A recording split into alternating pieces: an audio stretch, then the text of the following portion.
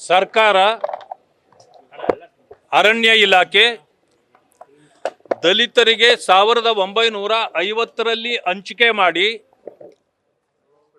ಆ ಜಮೀನುಗಳಲ್ಲಿ ಇವತ್ತಿಗೂ ಕೂಡ ವ್ಯವಸಾಯ ಮಾಡಿ ಬದುಕ್ತಾ ಇರತಕ್ಕಂಥ ದಲಿತರ ಜಮೀನುಗಳನ್ನು ಈಗಾಗಲೇ ಅದಕ್ಕೆ ಹೆಚ್ಚು ಬೆಲೆ ಬಂದಿರುವ ಕಾರಣ ಆ ಜಮೀನುಗಳನ್ನು ಕಸ್ಕೊಳ್ಬೇಕು ಅಂತೇಳಿ ಮತ್ತೆ ಅರಣ್ಯ ಇಲಾಖೆ ಮಾನ್ಯ ಈಶ್ವರ್ ಖಂಡ್ರೆಯವರ ನೇತೃತ್ವದಲ್ಲಿ ಇವತ್ತು ದಲಿತರ ಕತ್ತು ಈಚುಕುವ ಕೆಲಸವನ್ನ ಮಾಡ್ತಾ ಇದೆ.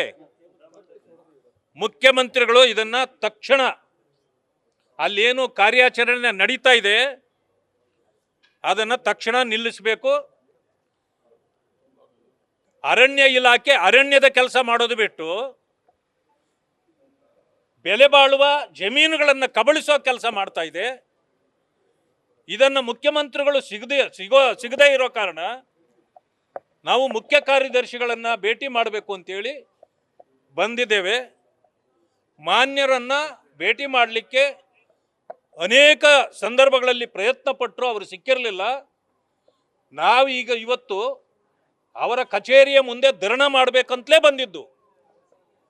ಆದರೆ ಅವರಿಗೆ ಸೌಖ್ಯ ಇಲ್ಲ, ಮನೆಯಲ್ಲಿದ್ದಾರೆ ಅಂತ ಗೊತ್ತಾಗಿದ್ದರಿಂದ ನಾವು ಆ ಕೆಲಸವನ್ನು ಮಾಡಲಾರ್ದೆ ಅವರ ಕಾರ್ಯದರ್ಶಿಗಳ ಕೈಯಲ್ಲಿ ನಮ್ಮ ಮನವಿಯನ್ನು ಕೊಟ್ಟಿದ್ದೇವೆ. ನಾನು ಅಂದ್ಕೊಳ್ತೇನೆ ಇವತ್ತೇ ತಕ್ಷಣ ಅರಣ್ಯ ಅಧಿಕಾರಿಗಳಿಗೆ ಮತ್ತು ಪೊಲೀಸ್ ಇಲಾಖೆಗೆ ತಾಕೀತು ಮಾಡಿ ಅಲ್ಲೇನು ಕಾರ್ಯಾಚರಣೆ ನಡೀತಾ ಇದೆ, ದಲಿತರ ಮೇಲೆ ಅಲ್ಲಿ ಗದಾಪ್ರಹಾರ ಮಾಡ್ತಿದ್ದಾರೆ, ಜಮೀನುಗಳನ್ನು ಕಸಿದುಕೊಳ್ತಕ್ಕಂಥದ್ದು, ಅನೇಕ ರೈತರು ಅಲ್ಲಿ ಧರಣ ಮಾಡ್ತಿದ್ರೆ ಅವರನ್ನು ಎತ್ತಿ ಪೊಲೀಸ್ನವರು ತೆಗೆದುಕೊಂಡೋಗಿ ಅರೆಸ್ಟ್ ಮಾಡೋದು, ದಾರಿ ತಪ್ಪಿಸ್ತಕ್ಕಂಥ ಕೆಲಸವನ್ನು ಮಾಡ್ತಿದ್ದಾರೆ. ಆದ್ದರಿಂದ ತಕ್ಷಣಕ್ಕೆ ಅದನ್ನು ಸ್ಥಗಿತಗೊಳಿಸಬೇಕು, ನಿಲ್ಲಿಸಬೇಕು.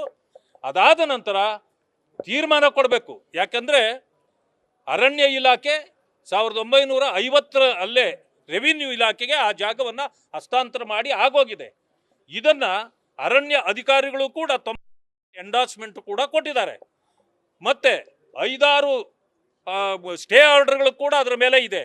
ಇದ್ರೂ ಕೂಡ ನಮ್ಮ ಮೇಲೆ ಬೇಕಾದರೆ ಕಂಟೆಂಪ್ಟ್ ಆಫ್ ಕೋರ್ಟ್ ಹಾಕಿ ಆದರೆ ನಮಗೆ ಸರ್ಕಾರ ಒಂದು ಟಾಸ್ಕ್ ಕೊಟ್ಟಿದೆ, ನಾವು ಮಾಡಲೇಬೇಕು, ಇಲ್ಲಾಂದ್ರೆ ನಮಗೆ ತೊಂದರೆ ಆಗುತ್ತೆ ಅಂತೇಳಿ ಅಧಿಕಾರಿಗಳು ಹೇಳ್ತಕ್ಕಂಥದ್ದು ಹಾಸ್ಯಾಸ್ಪದವಾಗಿದೆ. ಜೊತೆಗೆ KIDB ರೈತರಿಂದ ಜಮೀನುಗಳನ್ನು ಈ ಹಿಂದೆ 20-25 ವರ್ಷಗಳ ಹಿಂದೆನೇ ಆ ಜಮೀನುಗಳನ್ನು ಇಂಡಸ್ಟ್ರಿ 82ರಲ್ಲಿ ಇಂಡಸ್ಟ್ರಿ ಮಾಡುವ ಸಲುವಾಗಿ ಆ ಜಮೀನುಗಳನ್ನು ತೆಗೆದುಕೊಂಡಿದೆ. ಕಾಂಪನ್ಸೇಷನ್ ಕೊಡುವಾಗ ರೈತರಿಗೆ ಕೊಟ್ಟಿದೆ. ಅಂದಮೇಲೆ ಅಲ್ಲಿ ಸರ್ಕಾರಕ್ಕೆ ಯಾಕೆ ಕೊಡಬಾರ್ದಾಗಿತ್ತು? ಅದು ಸರ್ಕಾರದ್ದಾದರೆ ನಿಮಗೆ ಯಾವ ರೀತಿ ಪರ್ಮಿಷನ್ ಕೊಟ್ರಿ? ಈ ಎಲ್ಲ ಅನೇಕ ಸಮಸ್ಯೆಗಳಿದೆ. ಇದನ್ನು ಮುಖ್ಯಮಂತ್ರಿಗಳು ಪರಿಶೀಲನೆ ಮಾಡಬೇಕು. ಮಾನ್ಯ ಮುಖ್ಯ ಕಾರ್ಯದರ್ಶಿಗಳು ತಕ್ಷಣ ಆ ಜಾಗದಲ್ಲಿ ಯಾವುದೇ ಕಾರ್ಯಾಚರಣೆ ಇಲ್ಲದ ರೀತಿಯಲ್ಲಿ ತಡೆಯಬೇಕು ಅಂತೇಳಿ ಮನವಿ ಮಾಡಿದ್ದೇವೆ. ಇವತ್ತು ಕೊಟ್ಟಿರ್ತಕ್ಕಂಥ ಈ ಸಂದರ್ಭದಲ್ಲಿ ಅವರು ಕಾರ್ಯೋನ್ಮುಖರಾಗ್ತಾರೆ ಅಂತೇಳಿ ನಾನು ಅಂದ್ಕೊಂಡಿದ್ದೇನೆ. ಆಗಲಿಲ್ಲ ಅಂದರೆ ನಾಳೆ ಅಥವಾ ನಾಳದ್ದು ಬಂದು ಇಲ್ಲೇ ಧರಣ ಮಾಡ್ತೇವೆ ಅಂತಕ್ಕಂಥ ಮಾತನ್ನು ಹೇಳಲಿಕ್ಕೆ ಬಯಸ್ತೇನೆ. ನ್ಯೂಸ್ ಫಸ್ಟ್, ನಿರ್ಭೀತಿಯಿಂದ ನಿಮ್ಮ ಪರವಾಗಿ.